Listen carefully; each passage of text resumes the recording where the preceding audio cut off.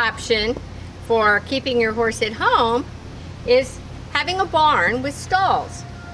Stalls on an average are 12 foot by 12 foot square.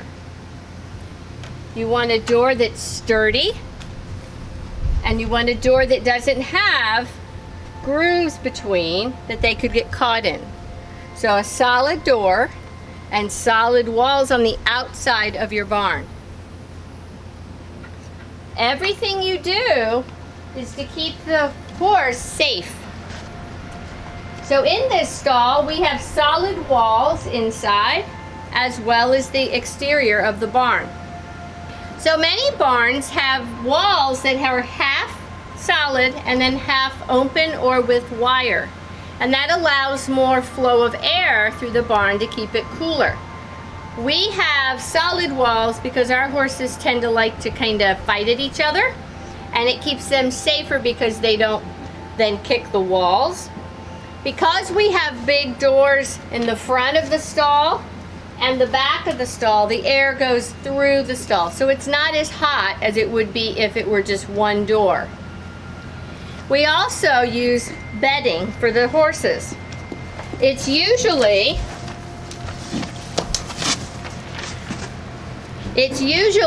shavings from wood that's been cut for either dressers or furniture. And it is different sizes. This is called a medium to fine shaving. They also have bigger chips. Those are called large. And there's also what's called sawdust. And that is what's really fine, almost like a dust. There's no slivers to it. You can use pellets that they make for bedding, specifically for horse stalls. And those are extra absorbent because you want a bedding that absorbs the moisture and the urine from the horse. Stalls have to be cleaned every day to keep the horse safe so their hooves do not get diseases. The other things that every stall is going to have is your feed bucket. Yep, you don't have any food in there right now. But they'll have their food bucket, and being in a stall is a little bit harder than when a horse lives outside. And the reason for that would be horses living outside kind of just eat all day. They walk around and graze 24/7. But when a horse lives in a stall, they don't have food with them all the time. So it's up to us as a horse owner to make sure that they get fed multiple times a day. So usually 3 or 4 times they'll need to be fed. So it's a little bit harder having to feed them in the stall than if they were just outside eating the grass. The other thing that every stall needs is water. So when horses are outside, sometimes they can have a pond or a big trough that doesn't need fresh water every single day. It can last maybe a couple days or a week. But in a stall, water buckets are usually smaller, and so they'll need to be filled and cleaned every single day. So it is definitely more work keeping a horse in a stall. It is important that they have fresh water and they have an ample supply of water. Horses on an average drink 10 to 15 gallons of water a day. More in the summer, less in the winter. The average water bucket, this is a 5-gallon bucket. So in the winter, they would drink roughly at least 2 of those. In the summer, it's probably closer to 3 or 4 of those. So it's important that they have water all the time, or they can get a disease called colic. And actually it's a sickness, it's not a disease, but it's called colic. And what that does is the horse actually gets impacted or constipated. And then because of that, they start rolling, and their colon can twist or kink, and it can lead to death. So water is an extremely important part of taking care of a horse. As we talked about horses living in a pasture needing a shelter from the elements of the weather, the barn can do the same thing.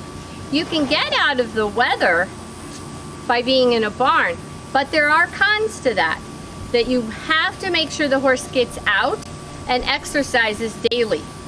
God made horses to be out moving around, So if they're in a stall 24 hours, it's very, very hard on their legs. It's hard on their digestive system. It's hard on their mental capacity because they're not designed to be in a box for a long period of time. They're herd animals. They like to be with other horses. They like to be out roaming, and they like to be foraging. That's what they were designed to do. In order to keep the horses' mental health here, we actually turn them out every single night. They go out after they're done for the day, and then in the morning we bring them in. They eat their grain inside, and they have their hay inside. But at night, they are out all night long with hay for each horse. The other need that we have to do is we have to make sure that each horse eats exactly what they're required to eat. The bigger the horse, the more food. The smaller, the less food.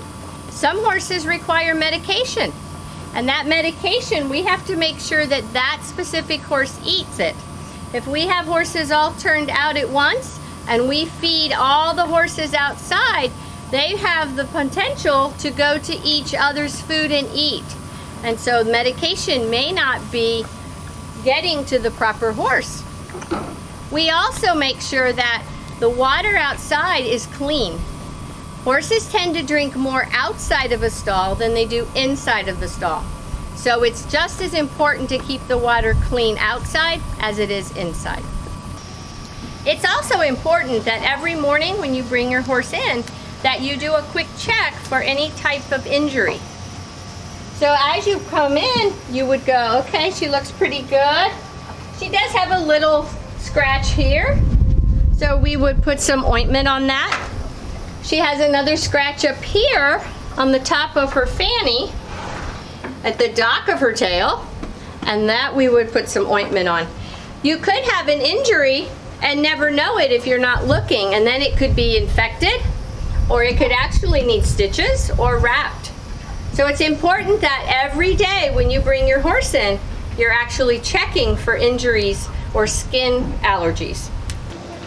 So every horse, if they're living outside on a small amount of land or in a stall, you're gonna have to supplement what they eat. We have hay and grain, and there's many different types of hays and many different types of grains. And you'll learn about that as we go on during the year. Each horse gets a different amount depending on what they're doing, exercise, and what they are doing as far as their age. So if they're older, they're probably going to need more food. Their metabolism makes a difference.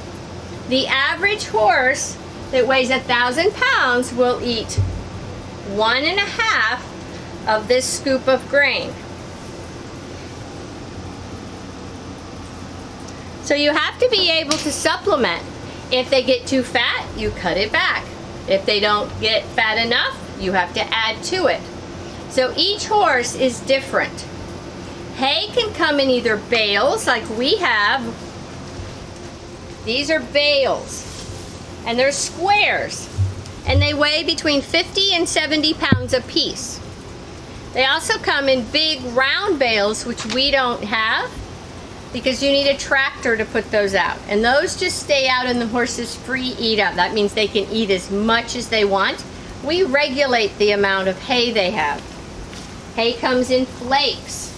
So there's sections that it breaks off into. So this is a big flake. This is a flake. It's a section of hay. Each horse gets at least 1 flake of hay every night when they go outside. Some get 2, and some get half a flake. When you have a horse, it's more than just feeding them. It's more than grooming. You also have a farrier or a blacksmith that will have to come and trim your horse's feet or put shoes on them. Some horses are very sensitive to hard ground, and so you will need to put shoes on them so that their feet aren't getting hurt. Wendy has horseshoes on the front and no horseshoes on her back feet. So a horseshoe is made out of metal. It can be steel or it can be aluminum. they are shaped as the horse's hoof. So you may have a horseshoe that is too small or too big for the hoof. Horseshoes come in sizes just like our shoes. So the blacksmith has to pick the right size, and then he may have to spread it out with a hammer and an anvil. And the anvil, they put the shoe over it and they hit the shoe and it spreads it and makes it wider, or you can put it together and make it narrower. It is held on with horseshoe nails that are along the side in a groove. The nail comes through the outside of the hoof. Let me put it down, it'll be easier. So these are the ends of the nails. They are cut off and they are crimped down to hold the shoe on. A horse's hoof is just like our fingernail. There's a part of it that has no feeling, and then there's a part that has feeling. The nail only goes in the part that does not have a feeling. And there is a distinct difference inside of the hoof on what that looks like. The closer together it's woven, the more flesh it is, so the more it has feeling.